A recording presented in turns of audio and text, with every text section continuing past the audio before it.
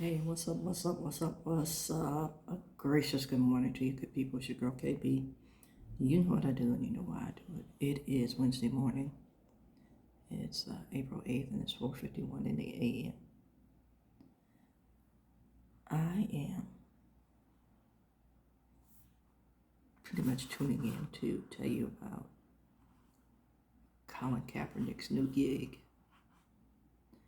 And that is that he is publishing, or a new book has been published. I believe it's his fifth book. And this one is entitled The Perilous Fight. And what means a lot to me is it basically poses the question, what are you willing to do for what you believe in? And I know I've been guilty of this, and I know a lot of you are struggling with this same battle, and that is going along to get along. I can tell you I stopped doing that when I heard the terrible news that we were going to have what we have now in the White House. I'm not going along. I was always somewhat militant, I can tell you that. I always spoke up when there was an issue. And it was primarily an issue that impacted me. Now I speak up when it's a global impact on people of color. And the rest of the whatever be damned. I am not going to leave this earthly realm in the state that I came into it. Now, if it means just my little area, it's just my little area, but I'm going to have an impact. One of my greatest pleasures in life was being able to teach and have a conversation with my oldest nephew about being black. He's Blasian, but he was curious about his blackness. Now he's a grown man who is also a teacher. I would share books, I would share information, and I just love this dude to pieces. I really do, because he thinks about the world and his mark on it. A lot of us just go through until we don't, but I respect, we call him Af. I respect Af for wanting to leave a mark, wanting to be, an impact on young minds of young black men. And Colin is challenging us, to explore what it means to be black, to ask the question, how do we want to be known?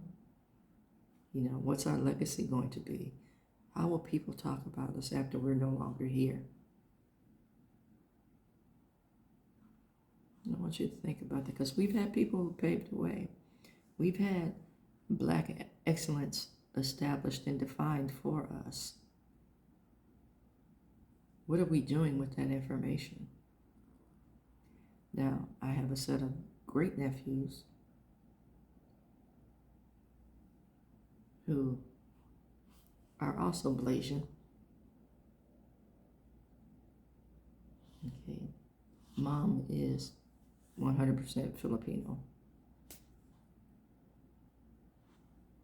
Dad is my nephew, who is black and Filipino. My great nephews acknowledge the fact that they're black, but they don't know the history of, one, the family, and two, the blackness. They don't know how my siblings and I came up. My sister really doesn't remember my grandparents other than stories that she's heard, and she's pretty much put this picture together, which is not 100% accurate, because there's an influence or a vein of conversation and information provided by my uncle, my mother's brother, who was a self-loathing black man. You know, throughout his life, he had very few black friends. Throughout his life, he had very few friends, period. The cousins, from my understanding and from what I hear, didn't care for him based on this, because he was a mama's boy on top of everything else. And he's done and said some things. God rest his soul. He did and said some things, let me put it like that, against who he saw us, his nieces and nephews, as, because we represented things that he wasn't and that he couldn't accept about himself. When I moved to California, you know, I shared this, I grew up in a house with horrific domestic violence. When I moved to California, my mother had just gotten her own place, but she left like a year and a half prior because of the domestic violence. We begged her because as teenagers, you know, we were going to give Pops a tune-up. So we begged her to leave. And, you know, he pulled the classic move, you can go, but you can't take your kids. I was like, it's okay. We're old enough to take care of ourselves. Do what you need to do to preserve you. Because my mother was my protector. My mother was my sole source of care. And, you know, took care of all the bills and financial concerns. My mother did that.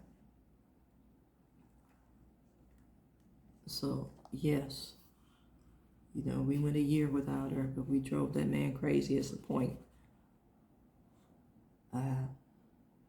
So he had no choice but to send us to our mother.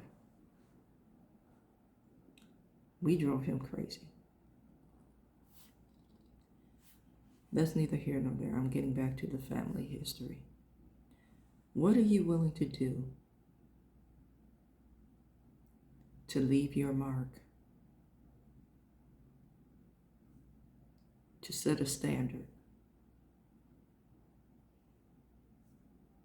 to preserve a mantle that has already been set?